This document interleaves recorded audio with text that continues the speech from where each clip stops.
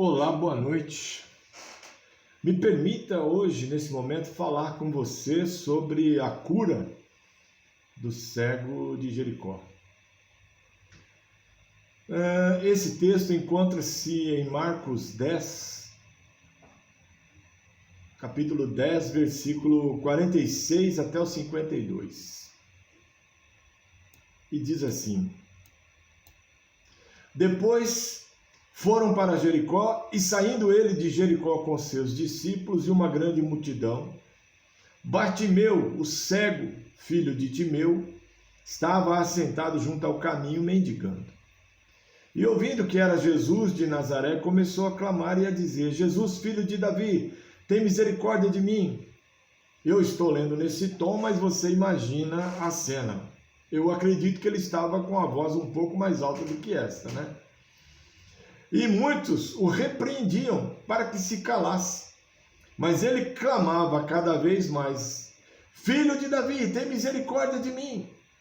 E Jesus, parando, disse que o chamasse. E chamaram o cego, dizendo-lhe: Tem bom ânimo, levanta-te, que ele te chama. E ele, lançando de si a sua capa, levantou-se e foi ter com Jesus. E Jesus, falando, disse-lhe: Que queres que te faça? Jesus perguntou para ele: Que queres que te faça? E o cego lhe disse: Mestre, que eu tenha vista. E Jesus lhe disse: Vai, a tua fé te salvou. E logo viu e seguiu a Jesus pelo caminho. Amém? Cristo como a fonte da vida, como o cego Bartimeu, o pecador precisa urgentemente fazer o que Bartimeu fez. Bar é filho, Timeu é o nome do pai dele. O nome dele não aparece, mas diz que ele é filho de Timeu, por isso Bartimeu. Então, o pecador, ele precisa urgentemente entender o seu papel na história da humanidade no que tange a sua salvação. Então, veja bem, alguém pode dizer assim: mas eu não entendo, eu não consigo ver como você vê, eu não consigo deduzir. Tudo bem.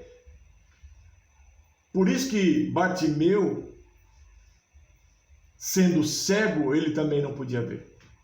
Como existem muitos hoje, que se esforçam para ver, para entender o milagre da vida, a fonte da vida, que é Jesus. Mas não conseguem. Aí a Bíblia diz que a fé vem pelo ouvir e ouvir pela palavra. E é o que eu estou fazendo aqui.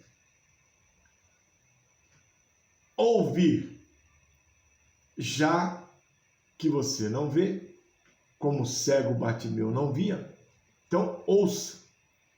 Conforme 2 Coríntios 4,4 diz assim, nos quais o Deus deste século cegou os entendimentos dos incrédulos, para que lhes não resplandeça a luz do evangelho da glória de Cristo, que é a imagem de Deus. Está aí a resposta para aquele que é cego. Bartimeu tinha um mal físico. Hoje, muitas pessoas ainda têm um mal espiritual. E essa pessoa precisa ouvir a palavra de Deus para se libertar desta cegueira. Porque ela não é uma cegueira como a de Bartimeu, física, um mal de saúde, alguma coisa assim.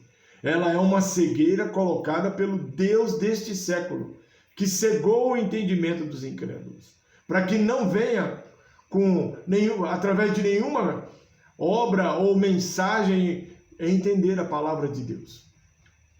Mas se você ouvir a palavra de Deus, e eu sempre costumo dizer, muitas vezes você está impossibilitado de ir a um lugar, não consegue ouvir um pregador, então leia a palavra de Deus em voz alta e ministra em você mesmo. Aquela palavra vai sair da sua boca e ela vai entrar pelos teus ouvidos e vai gerar fé em você. Porque a fé vem pelo ouvir e ouvir pela palavra. Quando você lê a palavra em voz alta, Aquele som vai saindo, como ela é viva e eficaz, ela vai entrando nos seus ouvidos e vai te dando entendimento.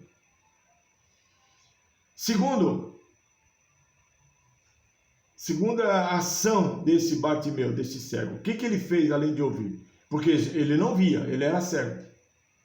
Ele clamou, o que mostra a sua fé. O que mostra a sua fé. Ninguém clama por algo que não acredita receber, possuir ou ajudar. Então, quando ele percebe, ele ouve, opa, Jesus está passando ali, não vou perder a minha oportunidade. Jesus está aqui agora, nesse momento. Eu vou colocar minha fé em ação e eu vou começar a clamar. E foi o que ele fez.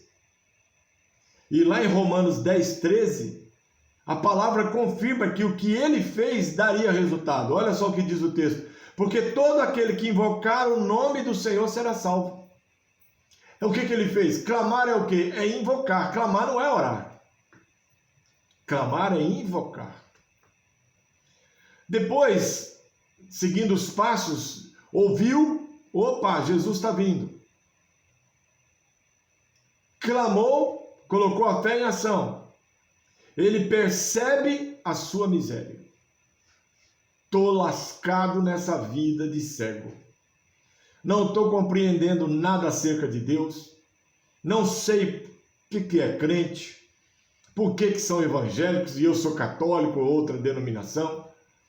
Eu não sei, não entendo como é que essas pessoas largaram a sua tradição original de nascença e agora estão nessa coisa chamada evangélico.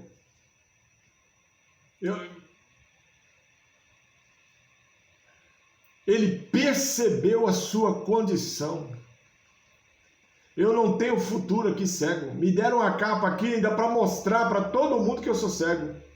Porque antigamente era assim, quem era aleijado tinha uma capa, quem era cego tinha outra. Os inválidos tinham uma capa.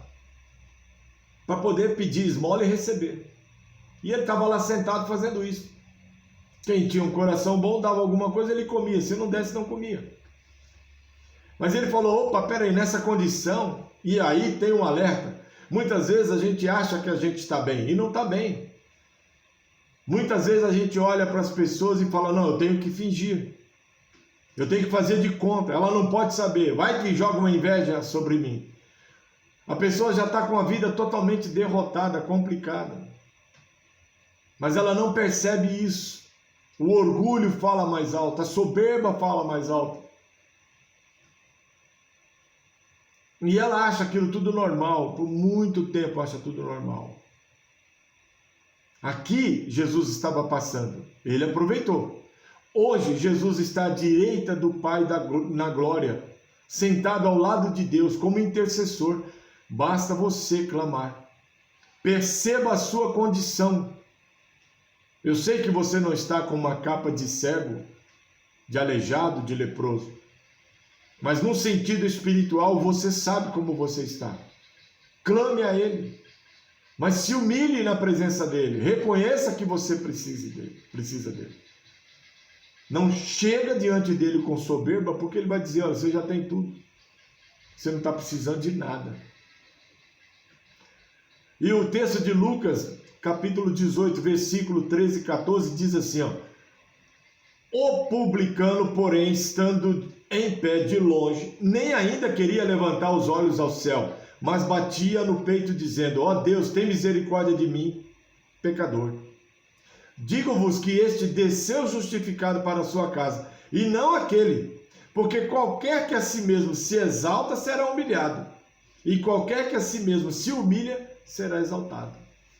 Então a palavra, ela nos move, nos motiva e nos inspira a reconhecer o nosso estado, muitas vezes de miséria, e buscar o Rei dos Reis, buscar a presença dele, para que o nosso estado de coisas mudem, para que a gente se transforme em alguma coisa que venha alegrar o nosso dia a dia. Outra coisa, crer em Jesus Cristo como Rei e Salvador. Todo mundo estava ali, inclusive os discípulos de Jesus. Estava ali outros escribas, fariseus, sacerdotes, estava todo mundo ali, porque onde Jesus ia, a palavra de Deus fala que multidão seguia ele. Multidões. Multidões. E de várias cidades, às vezes. Ele podia dizer, João, meu irmão, meu primo. Ele podia dizer isso. Ele podia dizer, seu prefeito, seu governador, seu presidente. Ele podia, vereador, senador, tal. Não. Ele sabia que o problema dele não estava para homem algum resolver. Ele sabia que o problema dele já estava exposto para todas as autoridades da cidade onde ele morava. Ele sabia disso. Então ele falou, daqui eu não vou conseguir nada. Mas quando ele ouviu falar, é Jesus que está passando, peraí gente, é Jesus. É Jesus. Eu creio que Jesus é rei e é o meu salvador e vai me tirar dessa, e é hoje. Aí ele começou a gritar. Ele começou a gritar, tem misericórdia de mim, filho de Davi. E lá em João 20:31, corrobora com a atitude dele, que diz, estes sinais, porém, foram escritos para que creiais que Jesus é o Cristo, o Filho de Deus, e para que crendo tenhais vida em seu nome. Está aí. Às vezes você acha que está bem, mas não tem vida. Está tocando a vida de qualquer jeito, levando a vida de qualquer jeito, não está vivendo a vida que Jesus tem para você. Mas para você viver, você tem que fazer igual Bartimeu, reconhecer que ele é Senhor e Mestre, ele é Rei dos Reis, Senhor dos Senhores. E ele vai estender a mão para você. Agora, veja bem, todo aquele que se exalta será humilhado. E todo aquele que se humilha será exaltado. Outro passo que ele tomou, ir ter com Jesus. Ir ter com Jesus. Não é com Paulo. É ir ter com Jesus. Não é com a Maria. Não é com a Aparecida. Não é com Luísa. Não é com Luzia. Não é com Conceição. Ir ter com Jesus. Ir ter com Jesus. Vou falar de novo. Ir ter com Jesus. Porque Deus o colocou como advogado nosso, intercessor. Ele está à direita ali, é só falar no ouvido de Deus. Pai, faz alguma coisa por ele lá, por favor. Porque ele mesmo diz, tudo que pedides ao Pai em meu nome. Então não adianta pedir em outro nome. Não adianta pedir em outro nome. Está claro? Está claro. Não adianta atravessar. Não adianta dar valor, temer. O que tem de gente temendo, virar as costas, quebrar, jogar fora, anular, cancelar na mente. O que tem de gente com medo, pânico até, de converter-se, ao invés de continuar, voltar, infelizmente para essas pessoas. Por quê? Porque não vai ter com Jesus. E Deus, Ele diz, tudo que pedirdes ao Pai, em meu nome eu farei. O que Jesus está dizendo com isso? Que não adianta você pedir nada em nome de outra pessoa. Não adianta você pedir nada em nome de outra pessoa. Você precisa ir ter com Jesus e suplicar a misericórdia de Cristo, como ele fez. E lá em Lucas 15:20 diz assim, e levantando-se foi para seu pai. E quando ainda estava longe, viu o seu pai e se moveu de íntima compaixão e correndo, lançou-se ao pescoço e beijou. É isso que Deus vai fazer com você. Vai do jeito que você estiver. Faça como eu. Eu fui do jeito que eu estava. Aliás, do jeito que ele me pegou, porque foi ele que me levou, foi ele que me chamou.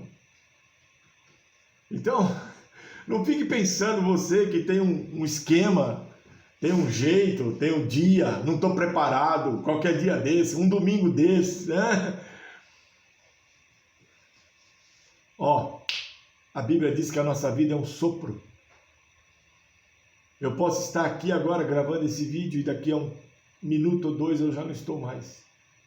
A vida, ó, tem um ditado que diz, não deixe para fazer amanhã o que você pode fazer hoje. É um ditado popular, não existe isso na Bíblia. Mas serve para nós. Por que esperar o dia da preparação? Por que esperar o dia preparado? O dia que eu estou preparado. O dia que eu vou parar de beber, vou parar de fumar, vou parar de prostituir, vou parar de balada, vou parar de falar da vida dos outros, vou parar de fofocar, vou parar de adulterar, de fornicar. Ah, o dia que eu parar, o dia que eu parar... Pode ser que você não tenha a oportunidade, porque se estas coisas estão chegando na tua mente e está te causando alguma preocupação, pode ser que o Senhor já esteja falando com você. Se arrependa e se converta. Suplique a misericórdia de Cristo. Não espere estar preparado. Ninguém está preparado, porque é o próprio Espírito Santo de Deus que prepara o homem. Não tem como eu me preparar. Não é paletó e gravata, Bíblia debaixo do braço que diz eu estou preparado. Não. Essa condição ela é espiritual. Ela parte de dentro para fora e não de fora para dentro. Então, se você está com essa questão de ainda tem uma coisinha para cá, para lá, não me sinto forte, eu estou fumando, eu estou bebendo, essas coisas a Bíblia chama de eu não vim para os sãos. São coisas que a gente faz como eu fiz. Eu também bebi, também fumei. Então, são coisas que a gente faz, muitas vezes sem saber que está causando mal para a gente mesmo. Para a gente mesmo. E às vezes a gente está passando este mal que está em nosso corpo, em nossas células, para os nossos filhos. E depois não entendemos por que essas coisas maléficas que praticamos, a gente não entende por que os nossos filhos absorveram isso. Porque, peraí, pô, tô novo ainda, vou farrear mesmo, vou fazer... E a gente absorve isso e já acaba transmitindo. E somos lá na frente responsáveis, coautores pelo menos, por alguma enfermidade, alguma doença, algum mal da nossa geração futura, que pode ser passada ou não. Basta você entender isso e tomar uma atitude. Suplicar a misericórdia de Cristo. E a recepção de Cristo é como diz aqui Lucas 20:31, que fala sobre o filho pródigo. Eu fui um filho pródigo. E quando eu voltei, quando eu ouvi o chamado de Deus, quando Ele me disse que eu tenho uma oportunidade, uma chance de morar no céu com Ele, Ele me abraçou. Abraçando, Ele me disse isso. Então, eu não sou diferente de você. Deus não faz escolha e acepção de ninguém. Mas se você reconhecer que Jesus é seu Senhor e Mestre, suplicar a misericórdia de Cristo, com certeza você vai viver isso também. E o último passo, ele seguiu a Cristo. Isso significa se render a Cristo. Porque quando você crê, ao ponto de clamar, de pedir, de perceber o seu estado, de reconhecer que Ele é teu Senhor, só tem uma coisa a fazer. Se você acreditou como ele, Davi, filho de Davi, tem misericórdia de mim. O que ele está dizendo ali? Olha, eu creio. Mas não é só na vista recuperada, na visão recuperada. Porque se você crê numa pessoa como o Senhor Jesus, tudo que Ele fala, tudo que Ele ordena, tudo que Ele pede, você obedece. Porque não tem como você acreditar que Ele é capaz de devolver a visão a um cego e não fazer tantas outras coisas. Então, Ele se rendeu a Cristo. Em gratidão pela cura, mas Ele se rendeu a Cristo. Ele falou, poxa, eu sabia que só Ele podia fazer isso. Ele mudou o meu estado. De cego prostrado agora estou andando e seguindo ao rei. E olha Marcos 10, 21 que diz: e Jesus, olhando para ele, o amor lhe disse: falta-te uma coisa, vai, vende tudo quanto tens e dá aos pobres, e terás um tesouro no céu, e vem, toma a cruz e segue-me. Jesus, ele estava dizendo aqui para o jovem rico, que teve a coragem de dizer para Jesus que até os mandamentos ele cumpria. Então Jesus falou assim: falta-te uma coisa, vai, vende tudo quanto tens e dá aos pobres. E ele falou: nada, absolutamente. Ele abaixou a cabeça. Se fosse no dia de hoje, ele diria assim: ah, falou, valeu, virou as costas e voltou. Ele se julgava, diferente de Bartimeu, ele julgava os seus tesouros, as suas posses, seu poder, muito maior do que a morada que Jesus está preparando para nós no céu. Ele julgou o seu tesouro muito maior do que a vida eterna proposta em Cristo Jesus para todo aquele que nele crê. Ele trocou os seus tesouros pela salvação de sua alma. Olha só, Jesus propôs a ele, naquela ocasião, algo que era mandamento. Porque Jesus viu no coração dele que ele cumpria os mandamentos, que lhe era possível manter a sua riqueza e o seu poder. Mas Jesus aqui falou: falta-lhe uma coisa, qual que é? O primeiro mandamento. Amar a Deus sobre todas as coisas, tudo que você tem é dele, para ele, com ele, enfim. E ele falou: isso aí, esse mandamento aí para mim é complicado. Ele preferiu amar a riqueza do seu tempo remoto, passageiro, efêmero, rápido, de sua existência na terra, ao invés de querer a glória eterna ao lado de Deus e de Jesus no céu. Ao contrário de Bartimeu, Bartimeu se rendeu e seguiu a Cristo. Vamos voltar lá no texto que eu tenho aqui uma coisinha para falar. Olha só. E disse aqui bem no finalzinho: e Jesus falando disse-lhe: o que queres que te faça? E o cego lhe disse: mestre, que eu tenha vista. E Jesus lhe disse: vai, a tua fé te salvou. E logo viu e seguiu a Jesus pelo caminho. Mas veja, Jesus falou: vai. Por quê? Porque Jesus não quer que a gente serve Ele por interesse. Jesus não quer que a gente serve Ele por troca. Se você me der, eu te dou. Se você me der uma bênção, eu te adoro. Se você me der um carro, eu te adoro. Se você me der um marido, uma mulher, uma esposa, eu te adoro. Se você me der a faculdade da minha filha, eu vou para a igreja domingo. Quarto domingo eu vou fazer uma campanha. Nunca chegue diante de Deus dessa forma, barganhando com Deus, trocando. Isso chama-se escambo espiritual. Jesus colocou a fé dele em ação aqui, numa palavrinha de 3 letras, V-A-I, vai, a tua fé te salvou. Não era o que ele queria? Colocou a fé em ação, recebeu a cura, está enxergando. Não era isso na mente dele? Mas o que eu falei? Quando Jesus faz uma obra na tua vida, igual foi o meu chamamento, não tem como você abandoná-lo mais. Você pode até, por uma questão de ponto de vista, ou ficar meio distante aqui e ali, mas não tem. Ele imprime uma marca em você de tal forma, um novo nome, o sangue, o selo do Espírito. Não tem como você ir para outro lugar. Qualquer lugar que você for, você fica doidinho para voltar para ele. Você fica doidinho para ler a Bíblia, para orar, interceder, falar com o Espírito Santo, ir na madrugada, no monte.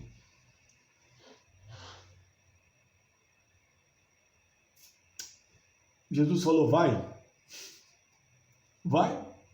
a tua fé te salvou. Jesus, nessa palavrinha, ele está medindo o impacto que teve na vida de Bartimeu a cura. Qual é o impacto que Jesus tem na nossa vida, na sua vida, na minha vida? Qual é o impacto dos milagres que Jesus já fez na tua vida? Vai, a tua fé te salvou. Vai, e você foi? Quando Jesus tirou o teu filho do hospital, tirou das drogas, reconciliou seu casamento, te deu causas, te deu vitórias, tem provido e suprido a tua mesa. Aí Jesus fala, tá aí, a sua mesa tá farta, vai, tua fé te alimentou. Aí você vai?